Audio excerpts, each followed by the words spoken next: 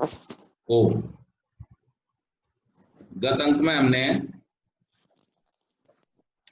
प्रथम अध्याय के प्रथम आनिक से सूत्र 17 तक का पाठ किया था। आज इससे आगे का पाठ करेंगे।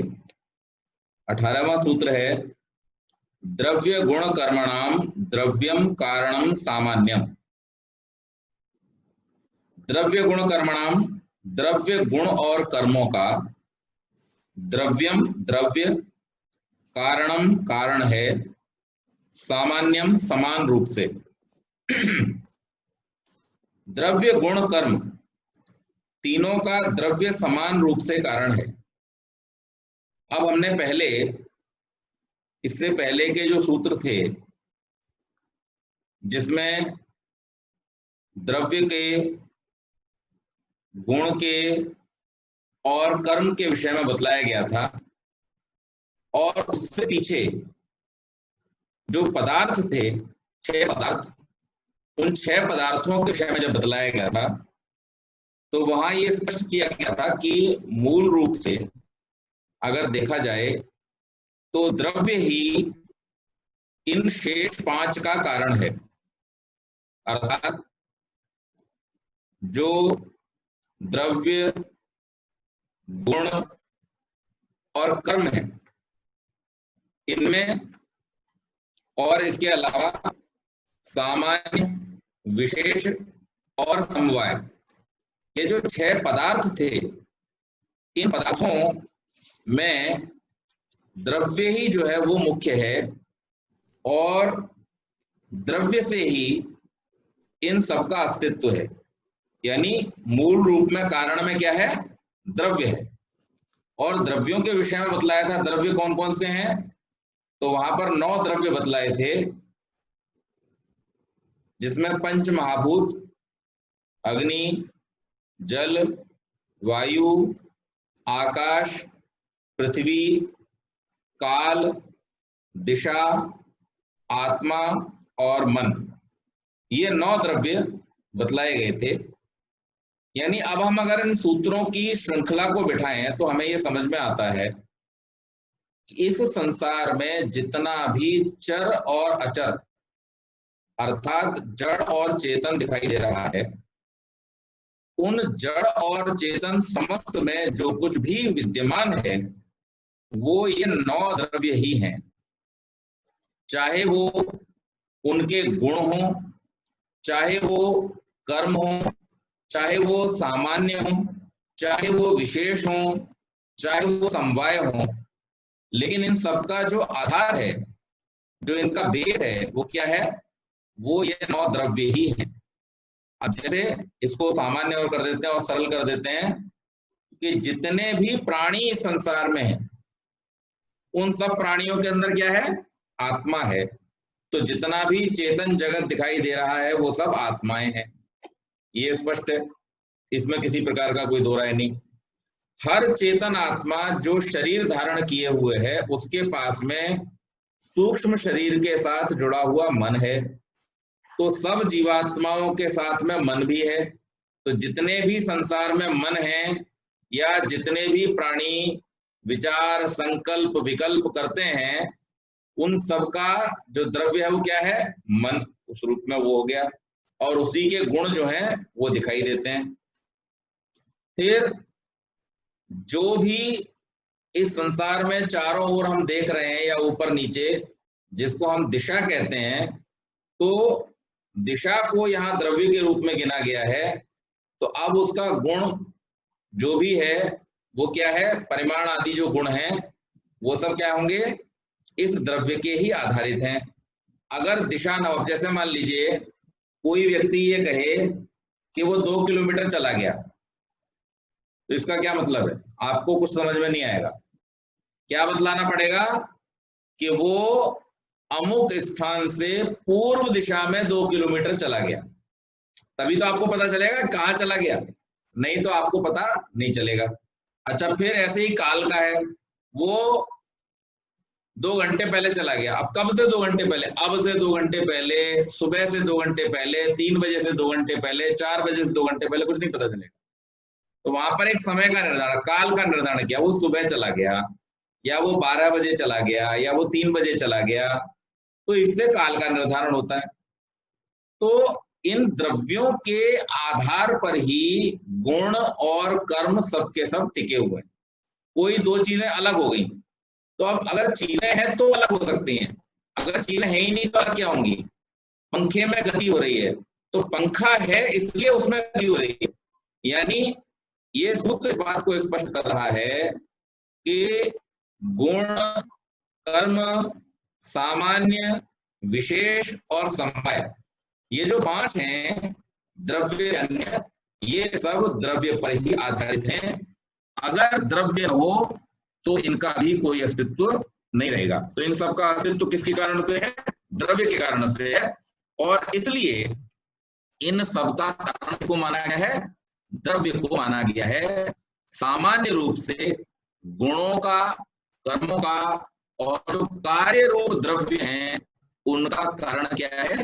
द्रव्य ही है। द्रव्य, गुण, कर्म, इन तीनों का द्रव्य समान रूप से कारण है। द्रव्य जैसा द्रव्य का कारण है, वैसा ही गुण और कर्म का भी कारण है। यहाँ कारणता समवाय संबंध से समझनी चाहिए। समवाय जो मैंने आपको पहले भी बताया, समवाय का मतलब जिसके बिना न रह सके। तात्पर्य हुआ कि किसी भी कार्य द्रव्य का समवायी कारण केवल द्रव्य होता है। प्रत्येक कार्य द्रव्य अवयवी कहा जाता है। यह अवयवी द्रव्य अपने कारण द्रव्य अवयवों में समवाय संबंध से लाभ करता है। इसी प्रकार प्रत्येक अवयवी के उसके कारण द्रव्य अवयव समवायी कारण है। वे अवयव यदि अपने कारण द्रव्यों से उत्पन्न हुए हैं तो वहां प्रत्येक अवयव अपने रूप में एक अवयवी है और उसके समवायी कारण वे अवयव हैं जिनसे वह बना या उत्पन्न हुआ है। अब इस उदाहरण से समझ लेंगे कि जैसे एक कुर्ता हमने सिला, अब उस कुर्ते में क्या कहते हैं, एक लगा हुआ है उसमें कॉटन का पट का, जो इसका मेन कपड़ा है कुर्ते का, तो उसका जो समवायी कारण है द्रव्य वो क्या है? कॉटन। अब कॉटन समवायी कारण जो है, क्योंकि अगर कॉटन नष्ट हो जाए तो वो कपड़ा नष्ट हो जाएगा, तो इसलिए जो जिसके बिना न रह सके वो समवायी कारण हो गया। दूसरा, इसमें एक गुण भी है कि वो कपड़ा कैसा है? लाल रंग का है, तो लाल रंग भी इसमें क्या है?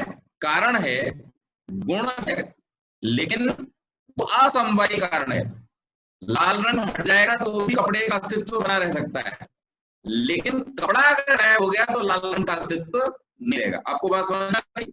मेरा एक ग्रे कलर का या ब्लैक कलर का जो टी शर्ट मैंने पहन रखा है, इस टी शर्ट में जो कॉटन है वो इसका समवायी कारण है, लेकिन ये जो ग्रे कलर है या ये जो ब्लैक कलर है ये क्या है?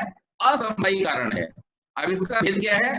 समवायी कारण मतलब जिसके बिना न रह सके। तो अगर ये कॉटन न रहे तो ये टी शर्ट भी नहीं रहेगा और ये जो काला और ग्रे कलर है ये भी नहीं रहेगा।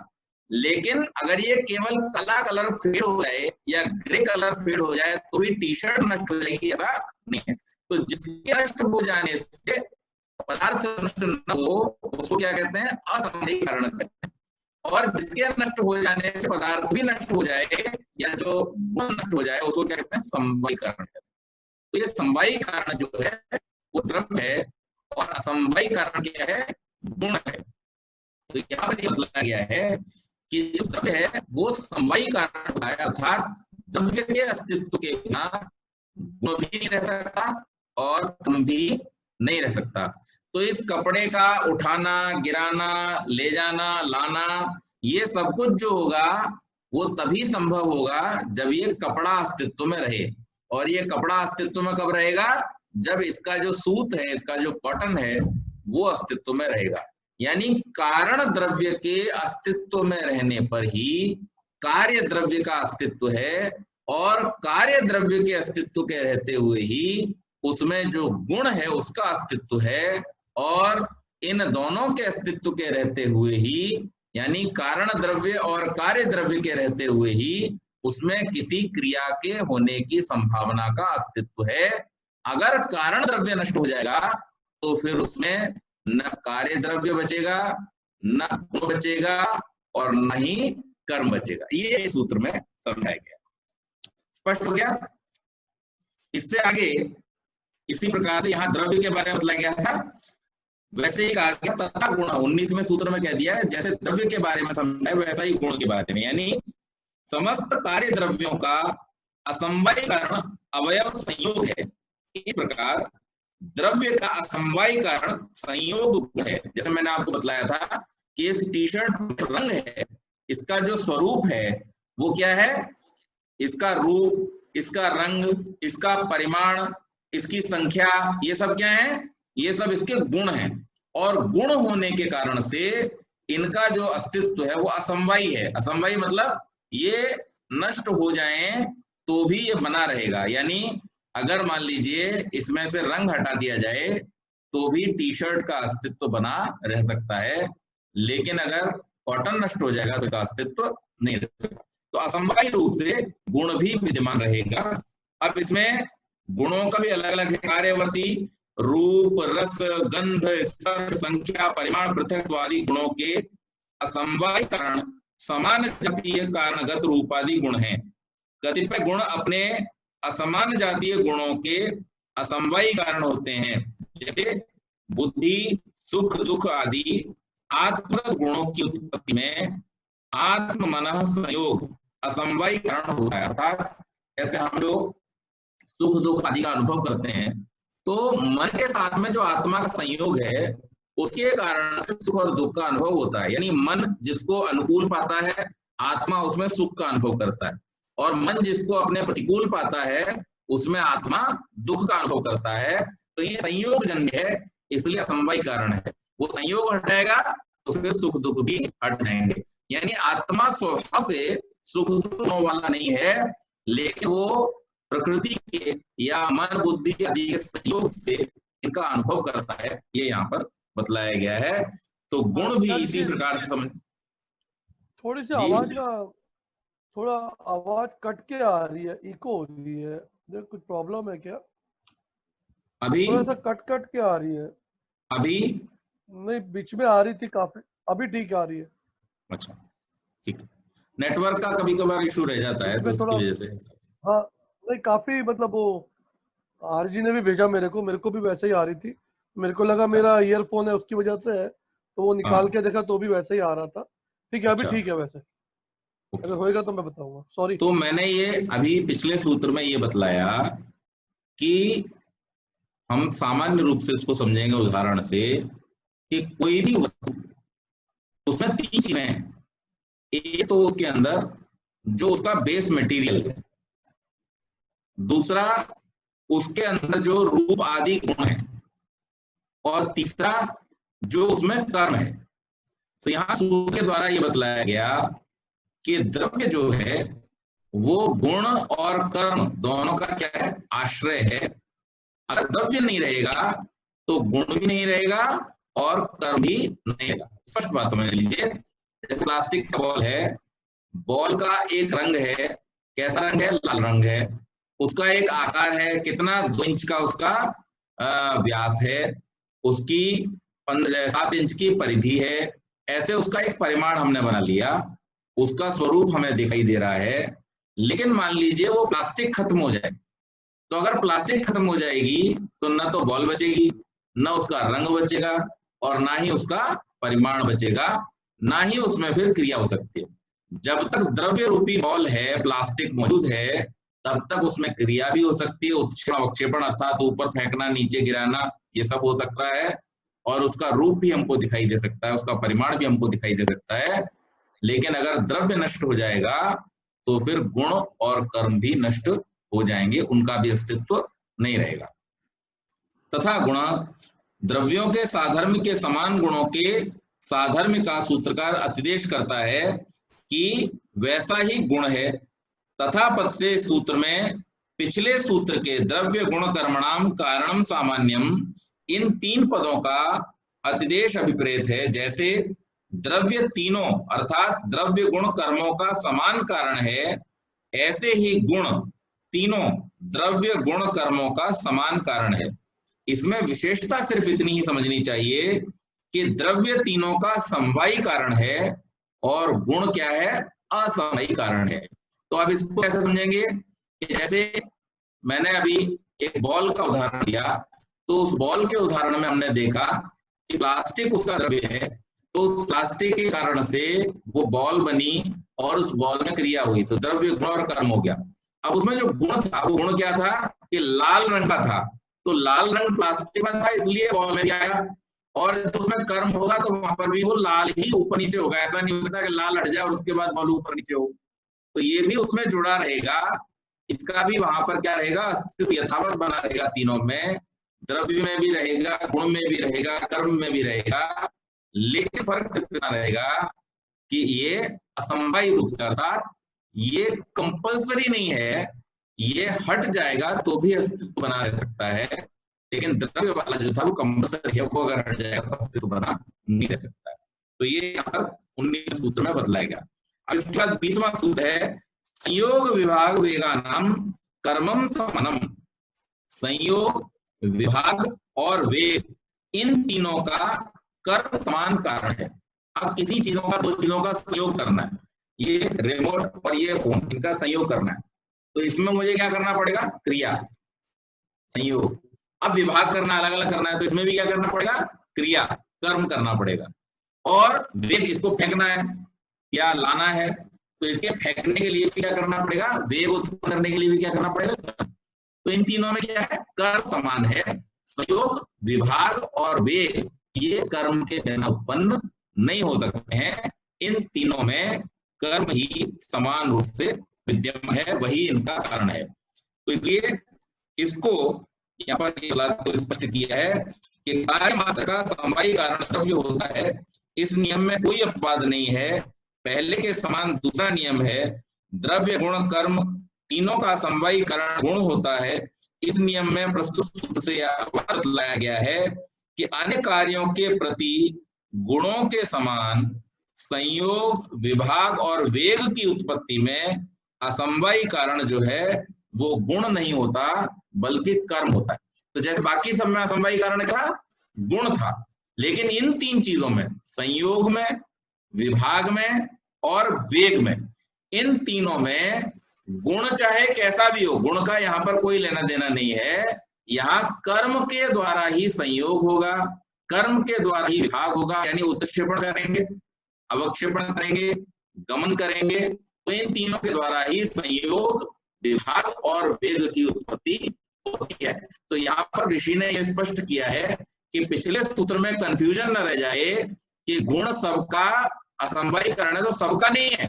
ये तीन चीजें उससे अछूती रह जाती हैं, क्या क्या, संयोग, विभाग और वेग, इन तीनों का असमवायी कारण जो है वो गुण नहीं है बल्कि कर्म है। इससे आगे इसमें कहीं यहां तक कोई कंफ्यूजन है? नहीं, ठीक है। ठीक है, चलिए अब 21वां सूत्र है न द्रव्याणाम कर्म, नहीं द्रव्यों का कर्म कारण होता है। तो ये बात तो हम पहले भी पढ़ाए हैं कि द्रव्य कर्म और गुण का कारण है, लेकिन कर्म द्रव्य का कारण नहीं हो सकता। तो उसी बात को यहाँ पर दूसरे तरफ से, यानी पहले तरफ से हमने समझ लिया था कि द्रव्य गुण और कर्म का कारण होता है, यहाँ उल्टी तरफ से बताया कि कर्म जो है वो द्रव्य का कारण नहीं हो सकता है। इसी प्रकार से 23वें सूत्र में, 22वें सूत्र में बतलाया क्यों नहीं हो सकता है, व्यतिरेकात, अभाव के कारण से। अभाव का मतलब क्या हुआ कि जब द्रव्य की उत्पत्ति होती है उस समय गुण और कर्म नहीं होते, अभाव होता है। हमने पहले सूत्र में क्या पढ़ा था, पहले हमने सूत्रों में यह पढ़ा था कि सबसे पहले क्या होता है, द्रव्य होता है, द्रव्य के बाद में गुण और कर्म उत्पन्न होते हैं। तो द्रव्य चूंकि पहले उत्पन्न हुआ है, उस समय में कर्म का व्यतिरेक, अर्थात वहां पर कर्म की उपस्थिति नहीं थी, अभाव था। इसलिए जो पहले उपस्थित है वो बाद वाले का कारण हो सकता है, लेकिन जो बाद में है वो पहले वाले का कारण नहीं हो सकता है। इसलिए यहां स्पष्ट कर दिया व्यतिरेकात, अभाव के कारण से उस समय न होने के कारण से या पूर्व में उपस्थित न होने के कारण से कर्म जो है वो द्रव्य का कारण नहीं हो सकता। द्रव्याणाम द्रव्यम कार्यम सामान्यम, अनेक द्रव्यों का द्रव्य कार्य सामान्य एक होता है। अब कई बार ऐसा भी होता है कि बहुत सारे द्रव्य मिलकर के एक द्रव्य को बनाते हैं, ये तो हम जानते हैं। बहुत सारे चीजें मिलकर के, बहुत सारे मेटल मिलकर के, या बहुत, जैसे मैंने कुर्ते का ही उदाहरण दिया था, तो उस कुर्ते में कॉटन भी है, कॉटन के रूप में उसमें प्लास्टिक भी है, किसी ने अगर थोड़ा गोटा गोटा लगवा लिया तो उसमें सोने का धागा भी है, चांदी का धागा भी है।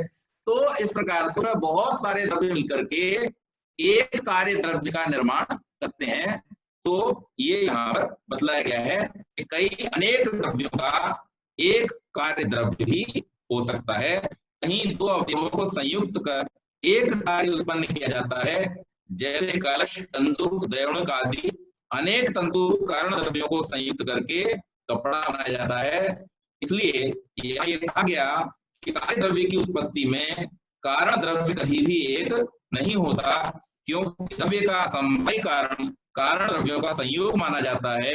एकमात्र कारण द्रव्य में संयोग की संभावना नहीं हो सकती है, अतः कारण द्रव्य का अनेक होना आवश्यक है। तो अब मान लीजिए कोई चीज दूसरी चीज से संयुक्त न हो, अगर संयुक्त नहीं होगी तो किसी नई चीज का निर्माण नहीं कर सकती, वो अपने स्वरूप में नहीं रहेगी। जैसे जल है, अब जल आप एक ही जल ही जल रहे तो उससे किसी नए पदार्थ का यानी कार्य द्रव्य का निर्माण होना संभव नहीं है। इसमें और सूक्ष्मता में चले जाएं, परमाणु रूप में अगर चले जाएं, तो एक परमाणु अपने आप में किसी का निर्माण नहीं कर सकता। तो किसी नए द्रव्य के निर्माण के लिए किन्हीं दो चीजों का संयोग होना आवश्यक है। दो परमाणु मिलकर के अणु बनाते हैं, अणु मिलकर के फिर उस पदार्थ को निर्मित करते हैं। इसी प्रकार से पंच महाभूतों के मिलने से सृष्टि का निर्माण होता है, नाना प्रकार के पदार्थों का निर्माण होता है। तो यहाँ पर यह स्पष्ट किया गया है कि अनेक द्रव्य मिलकर के एक कार्य द्रव्य का निर्माण करते हैं। तो कारण द्रव्य हमेशा किसी कार्य द्रव्य के बनाने में अनेक होने चाहिए। एक द्रव्य से दूसरे द्रव्य का ऐसे सीधे सीधे निर्माण होगा, कार्य द्रव्य का नहीं होगा, फिर वो उसी का घटक बन करके रह जाएगा। अगला सूत्र है गुण वैधर्म न कर्मणाम कर्म, लेकिन यहाँ पर गुणों के वैधर्म से न नहीं कर्मणाम कर्मों का कर्म कार्य है। लेकिन इस रूप में यहाँ पर हम कर्म को नहीं देख सकते। जैसे द्रव्यों के रूप में हमने देखा कि अनेक द्रव्य मिलकर के एक द्रव्य की रचना करते हैं, लेकिन ऐसा नहीं हो सकता कि अनेक कर्म मिलकर के एक कर्म की रचना करें। कर्म का फल जो होगा वो एक कर्म होगा तो भी उसका फल कार्य के रूप में होगा, अनेक कर्म होंगे तो भी उनका फल कार्य के रूप में होगा। किन्हीं भी एक या अनेक कर्म का फल कर्म के रूप में नहीं हो सकता। तो कर्म से कर्म उत्पन्न नहीं हो सकता। जैसे अनेक द्रव्यों से मिलकर के एक द्रव्य बन जाता है, अनेक गुण मिलकर के एक गुण को दे सकते हैं, या एक गुण से अनेक गुणों का जन्म हो सकता है। परंतु यहाँ एक कर्म से या अनेकों कर्म से भी किसी नए कर्म का जन्म नहीं हो सकता है। कर्म हमेशा कार्य को उत्पन्न करेगा, कर्म कभी कर्म को उत्पन्न नहीं करेगा। तो इस दृष्टि से इसका यहाँ पर वैधर्म है, ये समानता नहीं है। इसको हमने पहले भी पढ़ा था। पहले अन्य का जो 11वां सूत्र था उसमें एक आ गया था कर्म कर्म साध्यम न विद्यते, कर्म कभी कर्म का कारण नहीं होता है। तो वहां पर भी यही बात कही गई थी। तो यहाँ पर उसको इस रूप में दिया गया है कि पहले कहा गया था कर्म कर्म साध्य, यानी एक बतलाया था, एक कर्म दूसरे कर्म का साधन नहीं हो सकता। इसी प्रकार यहाँ पे कहा गया बहुत से कर्म मिलकर के भी एक कर्म को उत्पन्न नहीं कर सकते, अर्थात कर्म से कर्म की उत्पत्ति कभी नहीं